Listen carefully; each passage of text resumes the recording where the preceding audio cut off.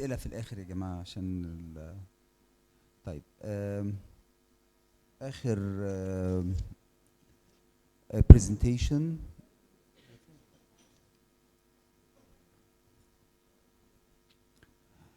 في internal hernia in brief by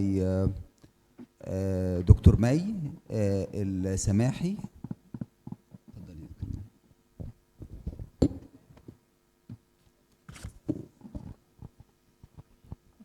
Good afternoon, my dear professors and fellow doctors.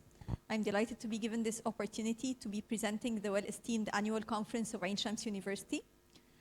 I am May Samahy, lecturer of Diagnostic Radiology. Today, I'll give a short talk about internal hernias.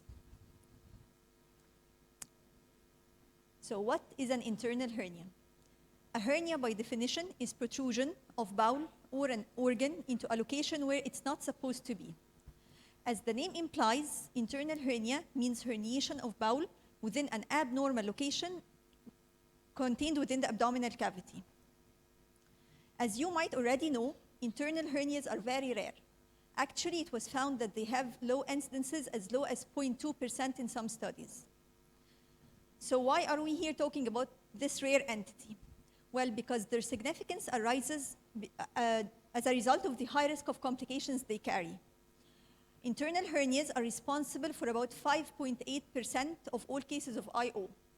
Not only do they cause IO, but they are associated with very high risk of complications and mortality. It was found that internal hernias could lead to about 50% mortality rate if not promptly diagnosed and treated.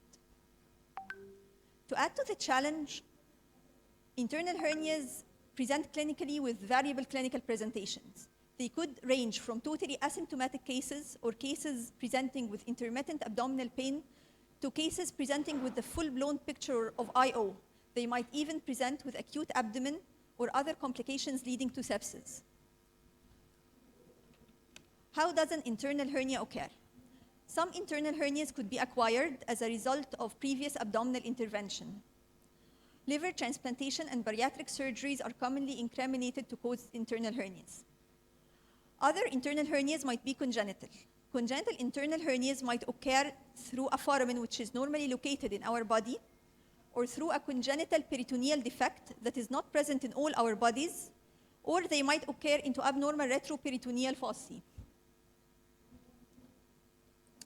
This allows us to classify internal hernias into three types. Hernias that occur through a normal foramen, the only example of which we have in our body is the foramen of Winslow hernia. Hernias which occur through an abnormal foramen. These are named relevant to the peritoneal reflection in which the defect occurs. For example, if the defect occurs in the small bowel mesentery, it's called small bowel related mesentery hernia. If it occurs in the greater omentum, it's called greater omentum related hernia, and so on. Or the third type of the hernias which occur into abnormal retroperitoneal recesses. These include the famous paraduodenal hernias, pericecal hernias, intersigmoid hernias, and most pelvic hernias other than the broad ligamentary hernias. The most important part of our talk today is how to diagnose internal hernias on CT. Actually, the appearance of internal hernias on CT depends on the mechanism by which they occur. If the internal hernia pierces both layers of the peritoneum, it will not have a covering peritoneal sac or hernial sac. However, if it only pierces the visceral layer of the peritoneum and pushes through the covering parietal layer, it will have a hernial sac.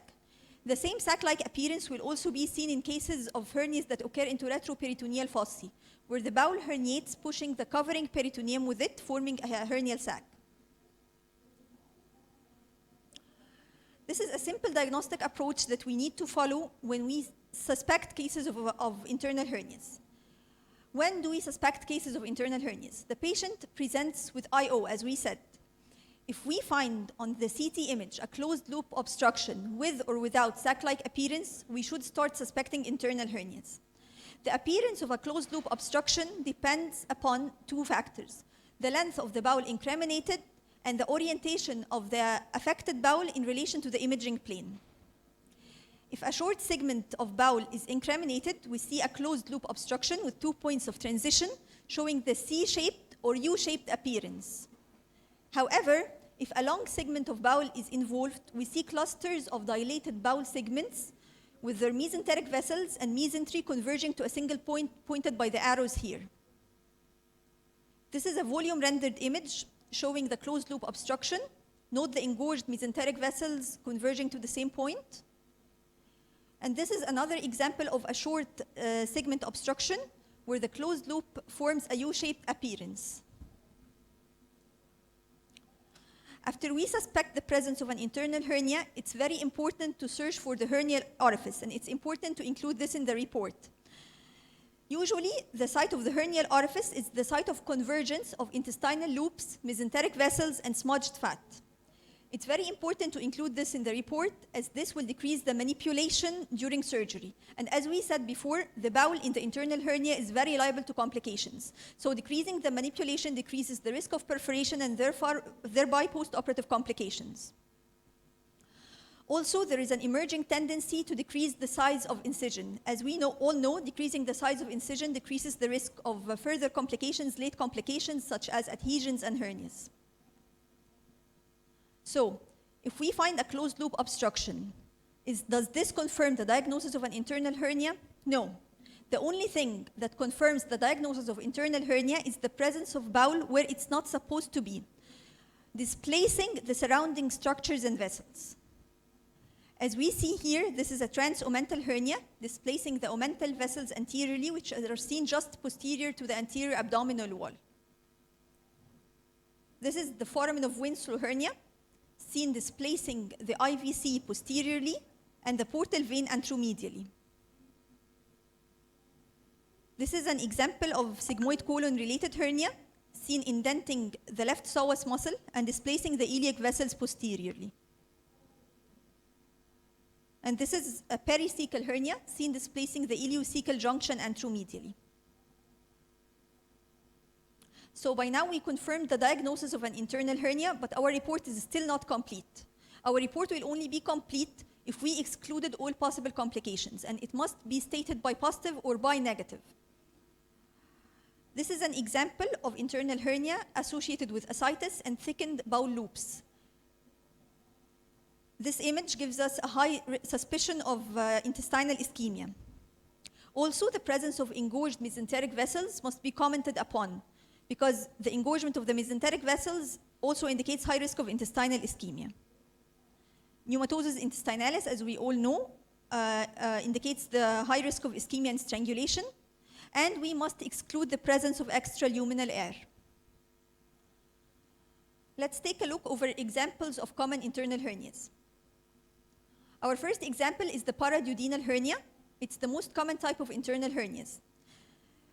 Paraduodenal hernias, they occur in retroperitoneal fossae on the left and the right side, called fossa in fossae called fossa of Lanzert and fossa of Waldeyer respectively.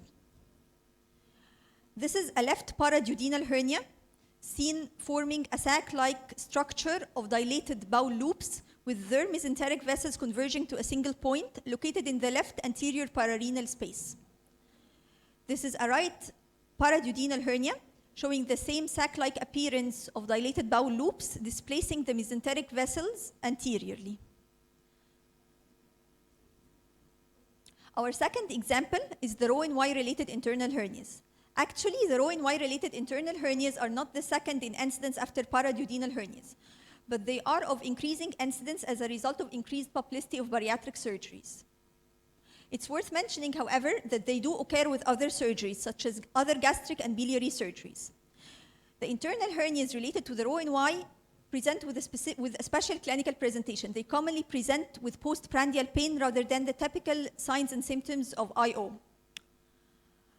There are three types of internal hernias related to the Roux-en-Y.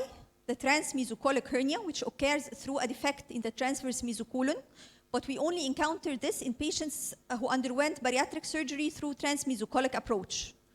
Other hernias are jejunojejunostomy-related internal hernias, which occur in a mesenteric defect seen at the site of jejunojejunostomy, and the Patterson hernia, which is seen in a potential space joining the row limb and the transverse mesocolon. Roux-en-Y related hernias are internal hernias, so they appear as internal hernias. closed loop obstruction and displacement of the surrounding structures. However, they do have special radiological signs. We have the swirl sign, the mesenteric swirl sign, with dilated biliopancreatic limb and the raw limb seen here. The mesenteric swirl sign has high sensitivity but low specificity. But the presence of this sign, together with a typical clinical presentation of postprandial pain, increases the suspicion of Roux-en-Y-related internal hernia. Our second sign is the mushroom sign, where we see the mesenteric root passing through the jejuno-jejunostomy defect, bordered on the right by the superior mesenteric artery and on the left by the distal mesenteric branches. Our third sign is the hurricane eye sign, showing grounded or tubular distal mesentery surrounded by dilated small bowel loops. Our fourth sign is the presence of small bowel loops behind the superior mesenteric artery. And our last sign is the presence of the jejuno-jejunal anastomosis to the right of the midline. Normally, it's accepted to see the jejuno-jejunal anastomosis to the left or at the midline, but not to the right. The last part of our presentation today is what are other differential diagnoses that we think of before we diagnose internal hernia. We try to exclude before we diagnose internal hernia. Our first differential is the adhesive closed loop obstruction.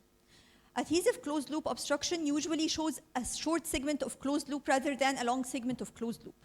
Also, it lacks the mass effect over the surrounding structures. The bowel is located where it's supposed to be, not somewhere where it's not supposed to be present. Also, there is lack of mesenteric stretching and engagement towards a common point here.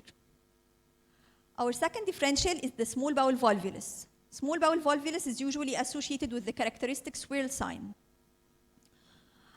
which is not typically seen with Roux-en-Y with other internal hernias other than the Roux-en-Y. Our third differential is the abdominal cocoon.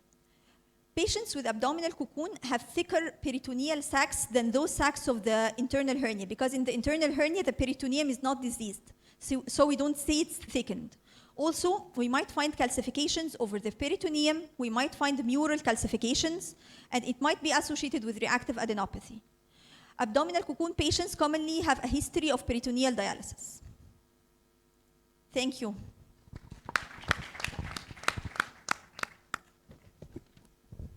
Thank you, Dr. May, for the presentation. And now coming for the